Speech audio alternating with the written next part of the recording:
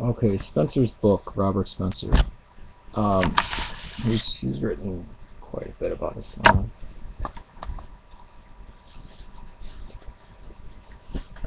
And he wrote this book. Why do I criticize it? I really should have done a video on that. Or not criticize the book, but when he's representing his position, at least on TV or radio interviews, or and he's like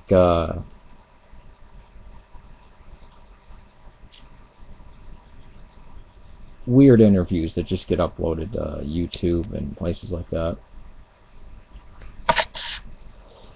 or other websites. It seems like he makes a poor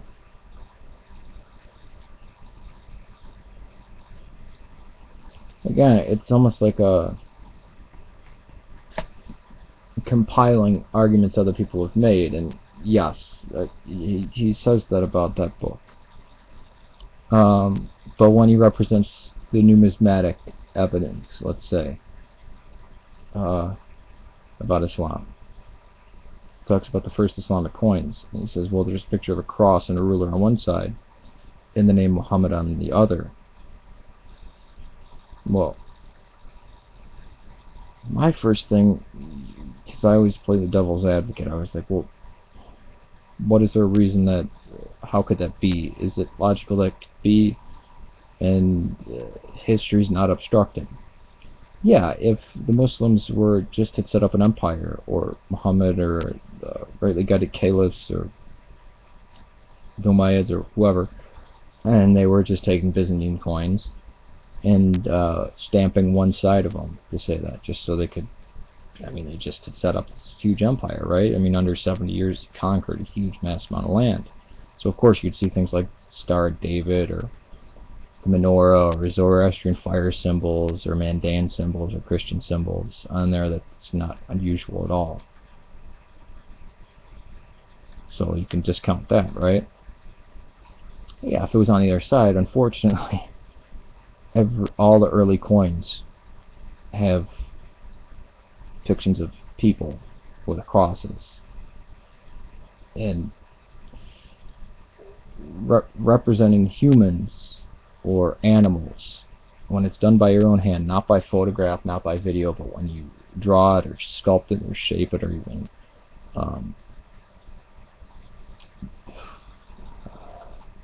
what is it, the minting of it, why that would be wrong, and why that would be so scandalous under Islam in and of itself, with Sunni Islam, and the image of the cross, why that's so scandalous. But it's not just that, it's the fact that it says these statements of Islam that are common in Islam, and Muhammad, and all this stuff, and these coins are unique to them, and they have crosses on them, and they have like the head of John the Baptist, and they have a representation of a ruler. It's on the same side, and you can't just say, oh, well, they were just stamping out, they were just marking the other side of the coin just to use them to show that, you know, they were in power, and they, you know, just very quickly. And he only gives 2, maybe 3 representations, if that, in his book. Whereas if you go through the evidence, there is no Islamic coin. It doesn't have this for what, the first 80 years, and they're stamped on both sides. Some of them have Latin on them and are Islamic coins. This is a real problem, and if anybody takes the opposing side and says this didn't happen, I'd like to know what you're saying. Make a video response or whatever of how then, because then I see it as, oh darn, there's no how then is that explained, or things like that. He does go through this Syro-Aramaic Quran initially. So I'm going to talk on that. Some points that people don't might not, again,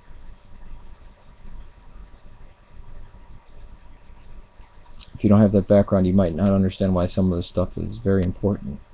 I always learned that Muhammad used a much older form of Arabic, and that was proof. How could this uneducated, illiterate guy, who was just a merchant,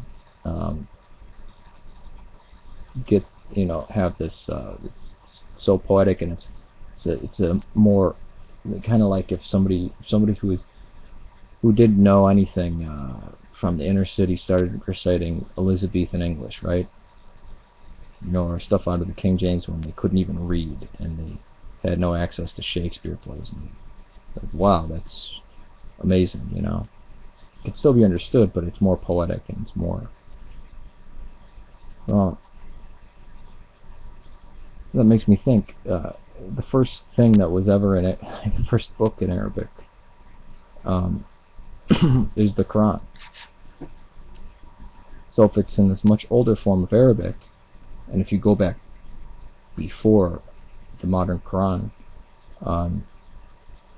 you get Syro-Aramaic. That's kind of shocking. That even when you go to 622, Arabic doesn't seem to exist. You have Semitic letters, which is fine. There's no diacritical markings, and it's a transference into that, and even the words change over time, right? But you have these short lines, sayings. The first work in Arabic is the Quran. Now, if you go 100, 200 years before that, you don't find this. You have Nabatean as its own language, and you have Syriac or Syro-Aramaic as its own. So this had to rise up and then come into its own, and then even when using it, you'd have to understand it. And there's something that somebody explained, which kind of makes sense of it. Is you'd use Arabic for praying, or you'd use Arabic as the imperial language, Syro-Aramaic for praying, Greek for studying, and Latin for commerce, or something like that. Which, yeah, that doesn't. Or something that he doesn't bring up is why is it that, and I've asked people if they just notice this, that Byzantine architecture and early Islamic architecture are indistinguishable, absolutely indistinguishable. And people are like, yeah, I've noticed that. Or why do churches of the period that looked like that for 300 years, why do mosques look like that for 200 years later? If this is different. Which again, he says he assembles his book from different, disciplines or different, different sources. He's taken from different sources, right? And just asking questions about this, things that he thinks are funny or strange. But again, the coin issue, I don't see why he represents it like this. One side says Muhammad, the other side has a ruler and a cross. No, they're on the same side, which is a mountain of difference. If somebody says, well, you said it was on one side and the other side, you can't say, oh, but it was on that same side too. It doesn't seem. Maybe there's a coin, but if you go through the numismatic evidence, numismatic means like coin evidence, basically, of what the coins say, according to the coins.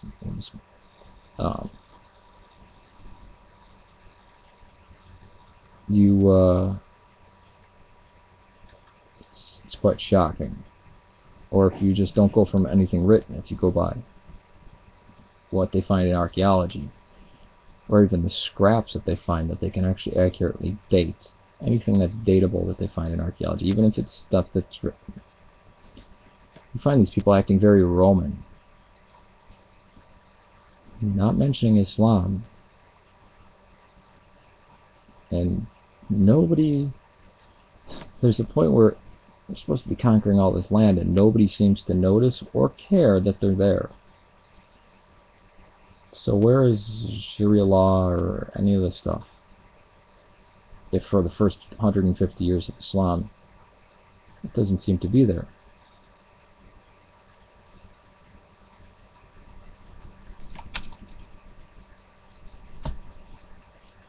Now seeing that unlike Buddhism or Hinduism, where you can say, oh, well, the Buddha didn't need to exist for these Four Noble Truths to be true, or the Eightfold Path to Happiness, or Dharma and Karma and this stuff.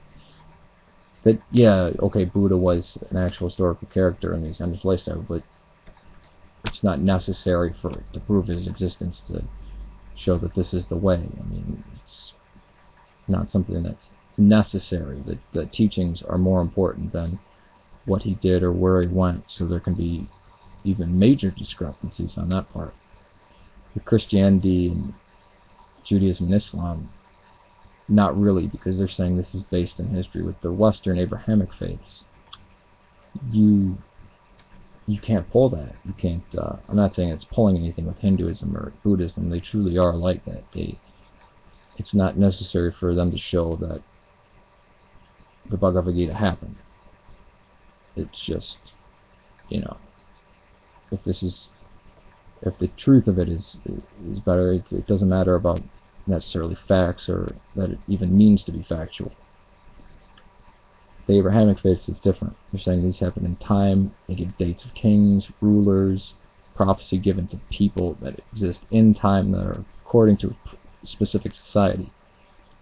If Christ didn't raise from the dead, Christians are screwed.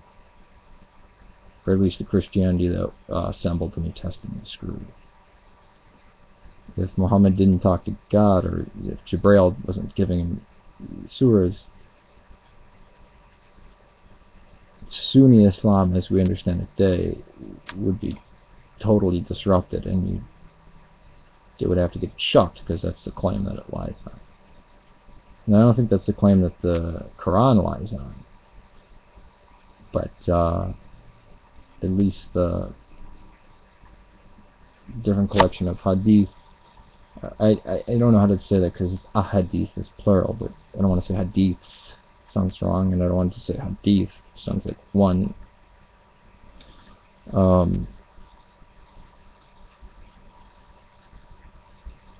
With Judaism, even if Moses didn't write the Torah, it still had to happen. There still had to be an exodus and giving in law, or at least God giving a law to them. If you could say, well, Judaism didn't exist until after Jesus or something like that, you'd shoot a hole in both of them, but you'd still knock out Christianity, but you'd knock out Judaism. If you said, well, it began as a reaction to Christianity and came out of Christianity, and there's no evidence for Moses or a Jewish king. Now, that being said, of the Jews, they do have evidence of being in Canaan, at least 1,000 years before Christ, or the Common Era, however you want to count that one. They can show these were Israelites, and that's where the Jews claim to come out of, and this much of history is correct. Can they show that God spoke to anybody? I don't think it's a part of history, or at least not objective history. So with Spencer, my point, and the reason why I just pulled the other video because I don't think people would understand, is that I don't think he represents it well, but he doesn't need to. He's not the one, going and studying the coins and reading this type of Syro-Aramaic forced into Arabic, and on the archaeological site he's just presenting it. So that's the thing where I'd say, that did Muhammad exist?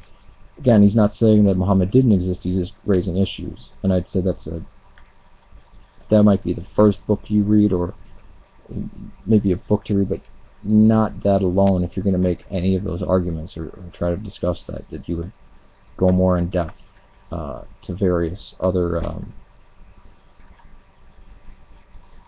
people addressing the point.